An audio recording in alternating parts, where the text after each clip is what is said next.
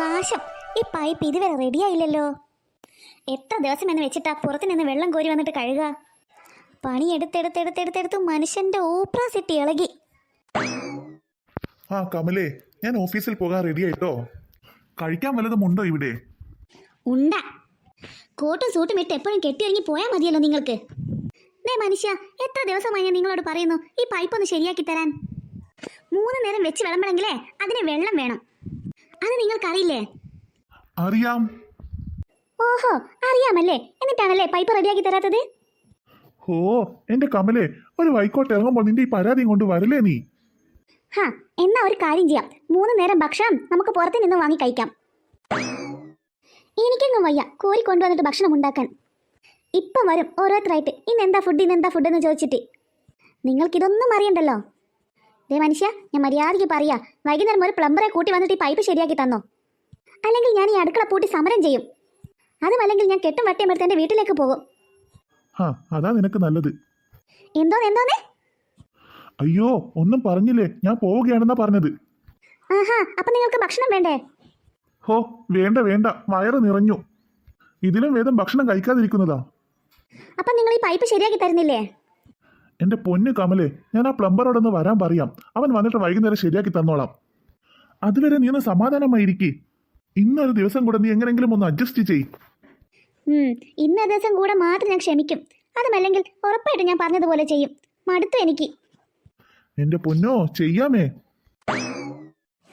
എനിക്കൊക്കെ മനസ്സിലാവുന്നുണ്ട്. നിങ്ങൾക്ക് പുറത്തു നിന്ന് നല്ല ഭക്ഷണം കഴിക്കാമല്ലോ. എന്നോട് വഴക്കിട്ട് പോയെന്ന പേരിൽ നിങ്ങൾക്ക് ആ തട്ടുകടയിൽ കയറി നല്ലോണം കഴിക്കാമല്ലോ. എൻ്റെ വിധി, അല്ലാണ്ട് എന്ത് പറയാനാ? ഈ വീട്ടുജോലികളൊക്കെ ചെയ്ത് ഇവിടെ ഇരിക്കാനാവും എനിക്ക് വിധിച്ചത്. ഞാനും നല്ല മാർക്കോടൊക്കെ തന്നെയാണ് പാസ്സായത്. അക്കൗണ്ടിങ്ങും കഴിഞ്ഞതാണ്. പക്ഷെ പറഞ്ഞിട്ടെന്താ, എന്നെ ജോലിക്ക് വിട്ടില്ലല്ലോ. ഇപ്പം ഇവിടെ നിന്നും ഈ പാത്രവും കഴുകി ജീവിക്കേണ്ട അവസ്ഥയാണ്. അല്ലെങ്കിൽ ഞാനും ആ സുമയെ പോലെ ഓഫീസിലൊക്കെ പോകേണ്ടതായിരുന്നു. മമ്മി, ആഹാ, എന്റെ മമ്മി എന്താ രാവിലെ തന്നെ ബെളവിറക്കണത്?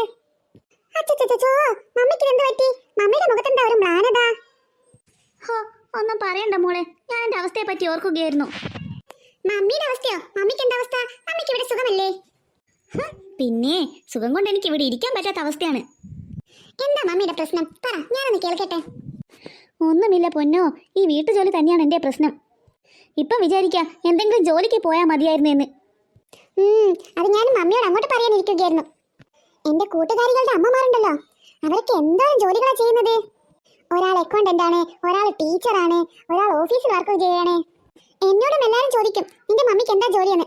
അപ്പൊ സത്യം പറയാൻ എനിക്ക് ക്ഷേമ കേടാണ് മമ്മിക്ക് ഒരു ജോലിയും ഇല്ലെന്ന് പറയാൻ. മമ്മിക്കും എന്തെങ്കിലും ജോലിക്ക് പോയിക്കൂടെ? വെറുതെ ഇവിടെ നിന്നും വീട്ടു ജോലിയും ചെയ്തിങ്ങനെ ഇരിക്കുന്നു.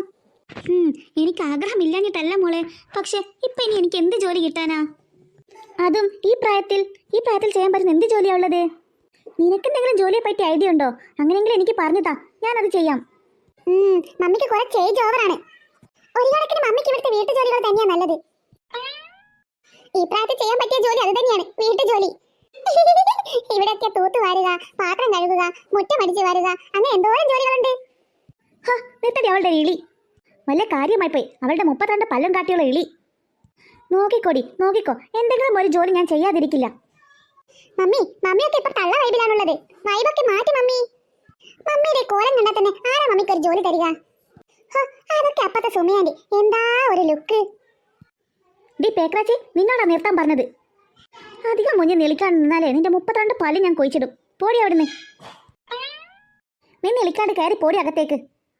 എന്റെ അമ്മോ, ഈ മമ്മിക്ക് ഇതെന്ത് പറ്റി? രാവിലെ തന്നെ നല്ല ചൂടിലാണുള്ളത്. എന്തായാലും ഇവിടെ നിന്ന് സ്ഥലം വിട്ടേക്കാം, അല്ലെങ്കിൽ പണി പാളും. നോക്കിക്കോ, എന്തായാലും ഞാനൊരു ജോലി സംഘടിപ്പിക്കും. ആരുടെങ്കിലും കൈയും കാലും പിടിച്ചിട്ട് വേണ്ടിയില്ല, ഒരു ജോലി എന്തായാലും എനിക്ക് വേണം. അതാണ് ഇനി എൻ്റെ ലക്ഷ്യം. അതിനിപ്പോൾ എന്താ ചെയ്യാ? ഒരു ഐഡിയ ഉണ്ട്, അതുപോലെ ചെയ്യാം. ഒരു ജോലി കിട്ടിയിട്ട് വേണം ഇതിങ്ങളുടെയൊക്കെ മുന്നിൽ തലനിവർന്നൊന്ന് നിൽക്കാൻ. തള്ള വൈബാണ് പോലും, തള്ള വൈബ്. കാണിച്ചു തരാം ഞാൻ തള്ള വൈബ് എന്താണെന്ന്.